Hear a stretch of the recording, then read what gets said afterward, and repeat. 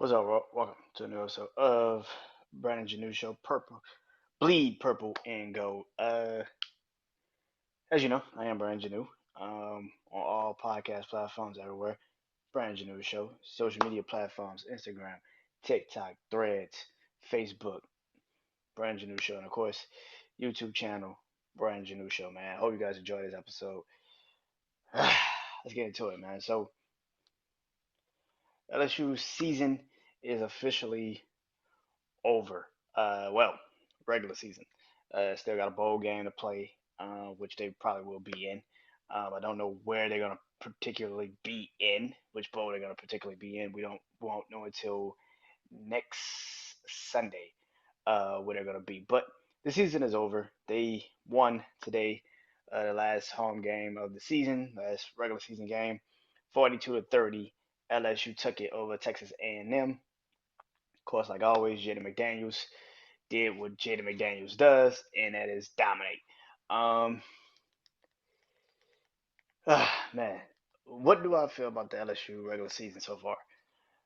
Now that it's over. Man, um, I feel like the season is defined by three, three losses. This season, there are three losses this season. And that is, of course, them losing to Florida State.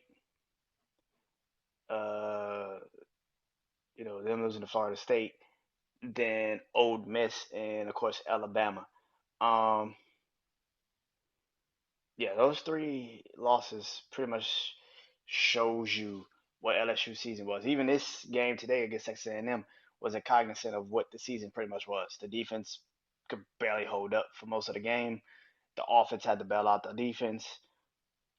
That's kind of what the LSU season has been. The defense is just not that great, and they had the moments in this game, but I kept saying for most of the year, even when I did my first podcast for Bleed Purple and Go, I literally said before the Florida State game, I said, um, the season's going to be defined by two players: Harold Perkins Jr. on defense, Jaden McDaniels quarterback on offense. And the defense this season just didn't do shit. That's being nice. They didn't do shit. Um, when it was the big games, they didn't show up.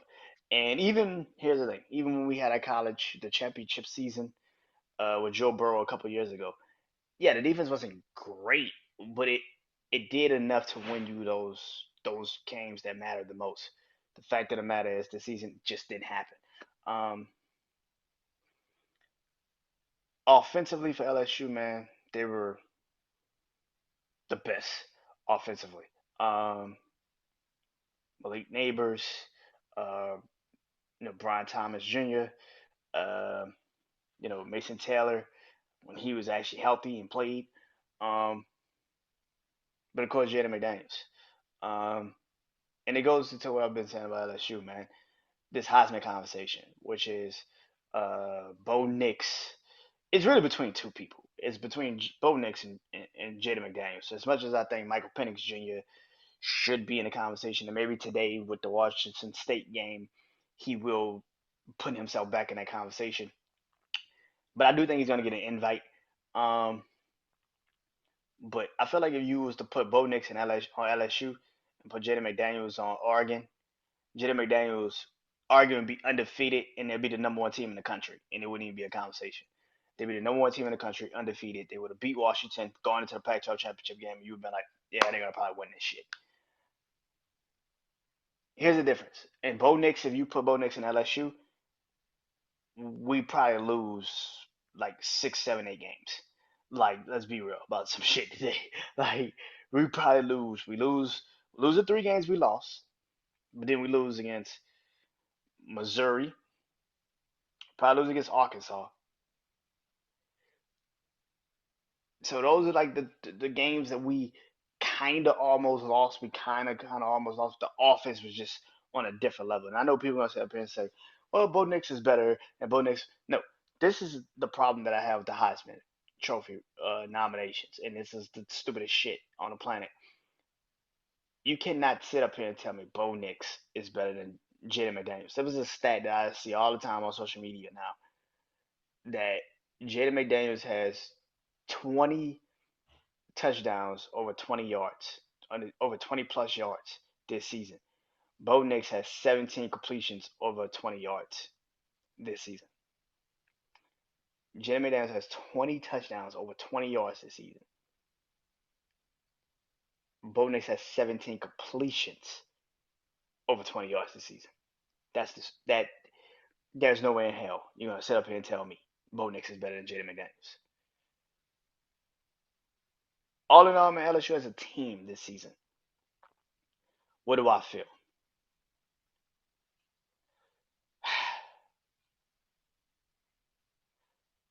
I feel like if the defense was better, we probably would have won.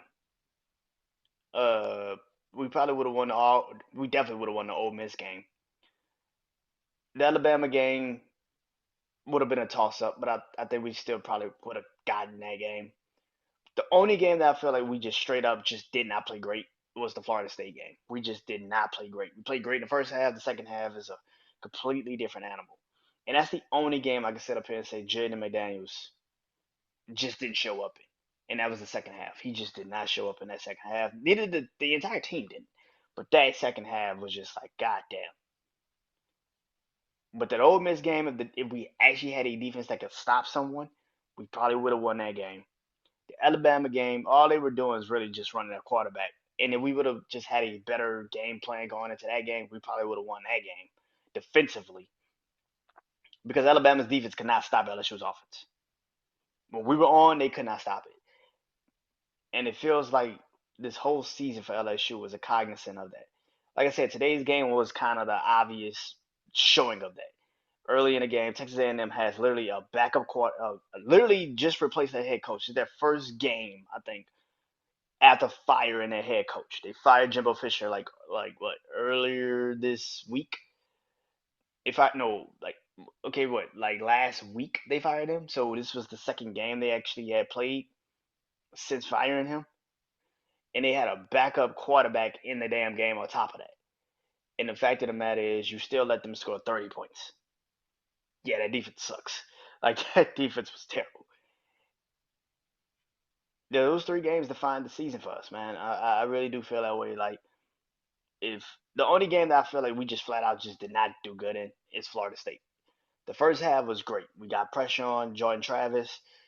We were moving the ball on that defense, and then in the second half, we just completely dropped passes, and then they we couldn't stop their offense at all in the game, and it was just one of those defining factors of like, damn, this is gonna probably be this entire defense this entire season. I thought it would have gotten better, but it just never did. It never got better, especially in big time games.